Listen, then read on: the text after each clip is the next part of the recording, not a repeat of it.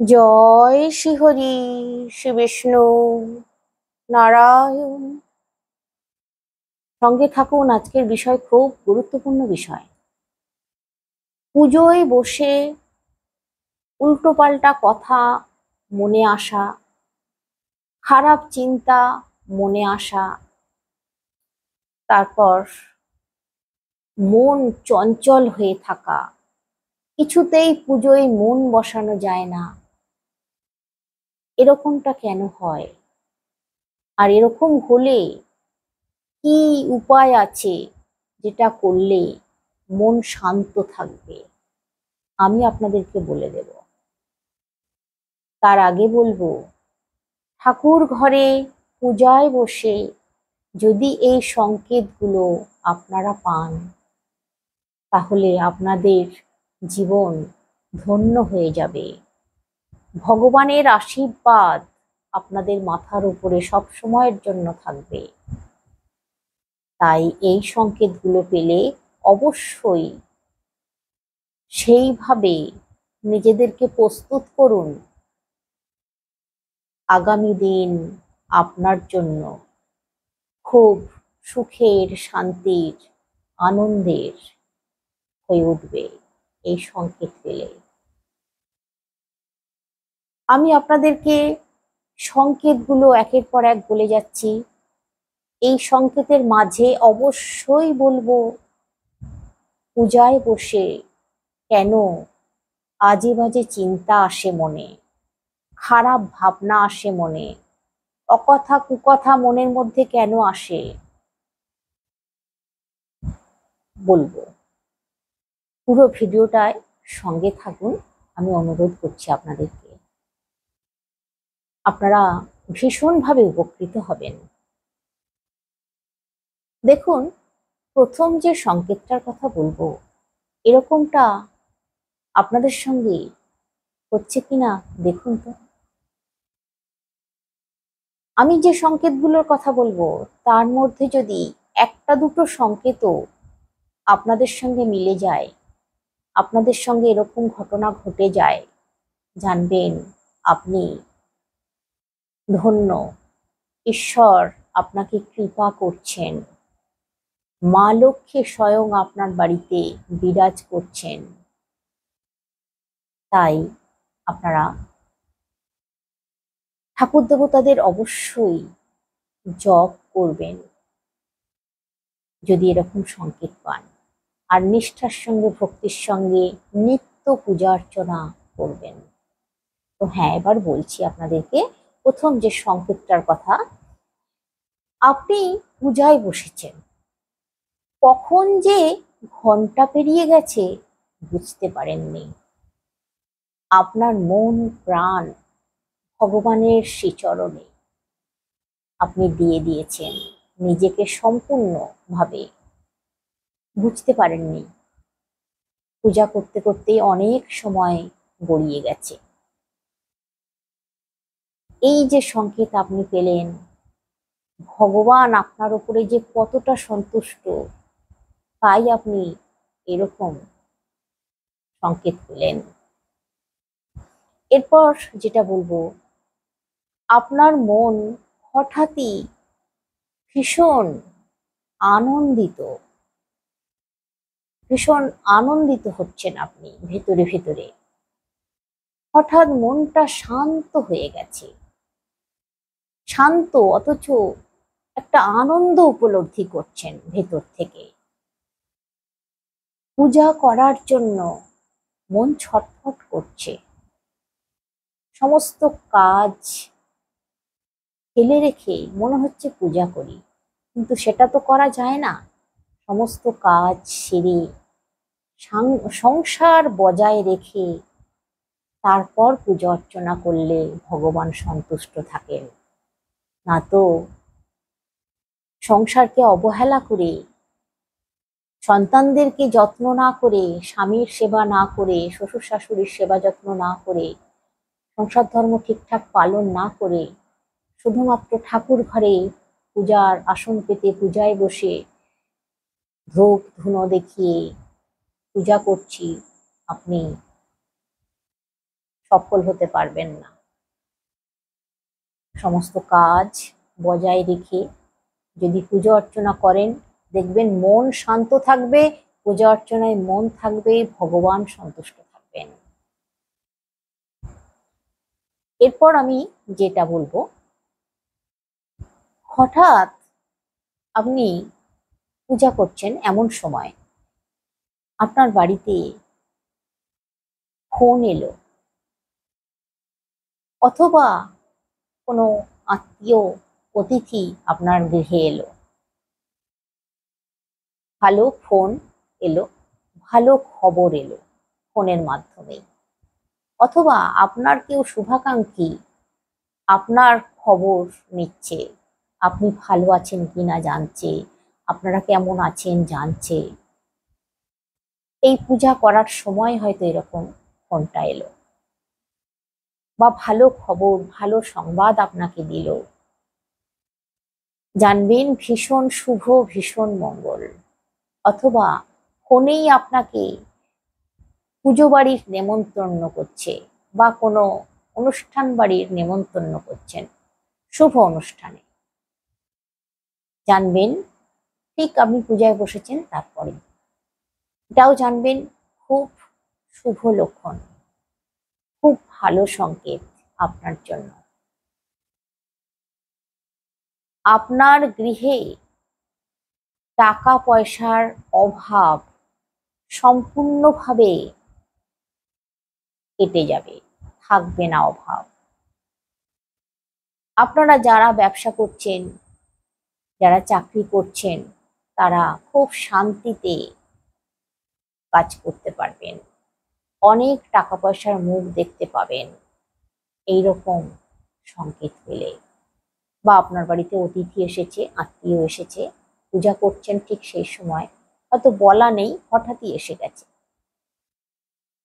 এরপর যে সংকেতটার কথা বলবো, সেটা হচ্ছে আপনার বাড়িতে সন্ধ্যার সময় আপনি সন্ধ্যা দেখাচ্ছেন, বা অনেকের বাড়িতেই সন্ধ্যার সময়তেও পুজো অর্চনা হয়, আরতি হয়, ধূপ ধুনো পঞ্চপ্রদীপ দেখিয়ে আরতি হয়, ঠাকুরকে ভোগ নিবেদন করা হয়, অনেক বাড়িতেই কিন্তু এরকম হয়। তো ওই সন্ধ্যার সময়, অথবা সন্ধ্যা দেখাচ্ছেন, সন্ধ্যা আরতি করছেন, প্রদীপ দেখাচ্ছেন, ধূপ দেখাচ্ছেন, ঠিক সেই সময় কেউ কোনো মিষ্টি জাতীয় খাবার নিয়ে আপনার বাড়িতে দিতে এসেছে, অথবা ঠাকুরের প্রসাদ আপনাকে দিতে এসেছে, এই সংকেত কিন্তু আপনার জন্য খুব শুভ, খুব মঙ্গল। আপনার গৃহে মা লক্ষ্মী স্থায়ীভাবে আছেন এবং থাকবেনও, জানবেন এটা সেই সংকেত। মা লক্ষ্মী চঞ্চলা হয়ে যাবেন না কোথাও, আপনার গৃহেই থাকবেন। অতএব আপনি মায়ের পুজো, মা লক্ষ্মীর পুজো অবশ্যই করবেন প্রতি বৃহস্পতিবার। ধূপ ধুনো জ্বালাবেন, পঞ্চপ্রদীপ দিয়ে আরতি করবেন, দেখবেন আপনার গৃহ খুব শান্তির, আনন্দের আর অর্থের দিক দিয়ে ভীষণভাবে উন্নতি আসবেই মা লক্ষ্মীর আশীর্বাদে। এরপর বলবো আপনাদেরকে, সন্ধ্যার সময় প্রদীপ দেখাতে গেছেন তুলসী তলায়, হাওয়া নেই, বাতাস নেই, কিচ্ছু নেই, তবু যেন মনে হয়ে গেল, ঠিক ধূপ দেখালেন, প্রদীপ দেখালেন, তারপরেই আপনার মনে হলো তুলসী গাছ যেন দুলছে।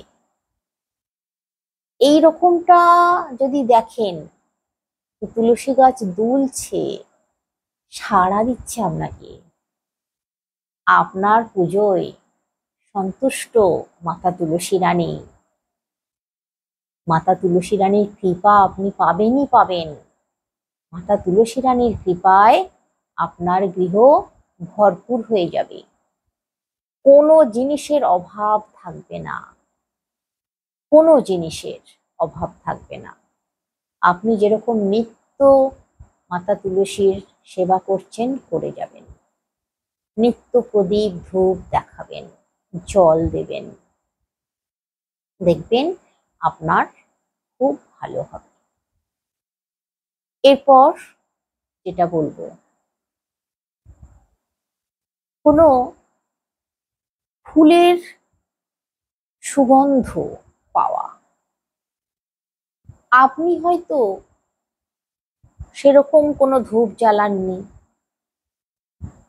তা সত্ত্বেও পূজার ঘরে পূজা করতে বসে সেই রকম মানে গন্ধ নয়, আপনি যেরকম ধূপ জ্বালিয়েছেন সেই গন্ধ নয়, এটা সম্পূর্ণ আলাদা একটা সুগন্ধ, রজনীগন্ধার সুগন্ধ অথবা গোলাপের সুগন্ধ আপনার নাকে আসছে বারবার,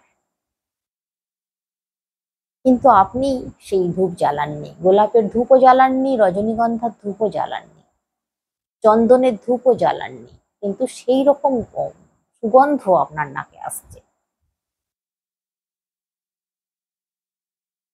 চন্দনের গন্ধ আসতে পারে আপনার নাকে, জানবেন এই রকম সুগন্ধ সুবাস আপনার নাকে যদি আসে বারবার, সুন্দর গন্ধ উপলব্ধি করেন, জানবেন ভগবান জাগ্রত আছেন আপনার গৃহে, উনি আপনার উপরে এতটাই সন্তুষ্ট, আপনার গৃহে উনি থাকতে চাইছেন, উনি চিরস্থায়ী হয়ে থাকতে চাইছেন।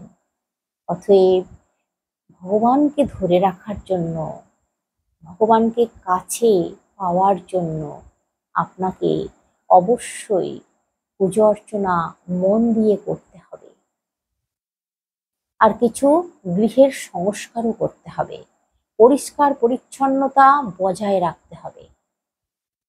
আপনি দেখবেন এই রকম যদি সংকেত পেয়ে থাকেন, জানবেন আপনি আপনার গৃহকে খুব পরিষ্কার পরিচ্ছন্ন রেখেছেন। অবশ্যই আপনার বাড়ির আশপাশ, সিঁড়ি, ছাদ, আপনার ঘর, আপনার ঘরের কোনায় কোনায় কোথাও এতটুকু নোংরা নেই, আপনার গৃহ ভীষণ পরিষ্কার পরিচ্ছন্ন আছে, তাই ভগবান আপনার উপরে সন্তুষ্ট আছেন, আপনি এরকম সম্পদ পাচ্ছেন। এরপর আমি বলবো আপনাদেরকে, এই যে অকথা কুকথা মনের মধ্যে চলে আসা, খারাপ চিন্তা মনের মধ্যে চলে আসা, পূজার সময় পূজায় বসে কিছুতেই মন বসানো যায় না, ধ্যান করছেন, জপ করছেন, সেই জপের মধ্যেও বাজে ভাবনা, বাজে কথাবার্তা মনের মধ্যে তোলপাড় করে দিচ্ছে। এইরকম যদি হয়, এর হাত থেকে কিভাবে নিজেকে মুক্ত করবেন, কিভাবে নিজেকে পুজোয় মন বসাবেন? আপনি তো চাইছেন মন প্রাণ থেকে যে আমি নিষ্ঠার সঙ্গে ভক্তির সঙ্গে মন প্রাণ ভরে পুজো করি। একটা উপায়ের কথা আমি বলে দিচ্ছি, তবে শুনুন। এইরকম যদি হয়, কুকথা আসে, খারাপ চিন্তা মনের মধ্যে আসে, পূজায় মন বসানো না যায়, তাহলে গঙ্গা জল নেবেন 1 ঘট বা 1 ঘটি, গঙ্গা জলের সঙ্গে কর্পূর গুঁড়ো করে মেশাবেন, ফিটকিরি নেবেন, ফিটকিরি মিশিয়ে নেবেন, জলের মধ্যে দিয়ে রাখবেন, তাহলেই ফিটকিরি গলে যাবে। কর্পূরটা কিন্তু একটু গুঁড়ো করে নেবেন, নিয়ে জলের মধ্যে দিয়ে দেবেন, গঙ্গা জলের মধ্যে। আগের দিন ওটা করে রাখুন, সারা রাত্রি রেখে দেবেন, ওই ঘরের উত্তর দিকে বসিয়ে রাখবেন।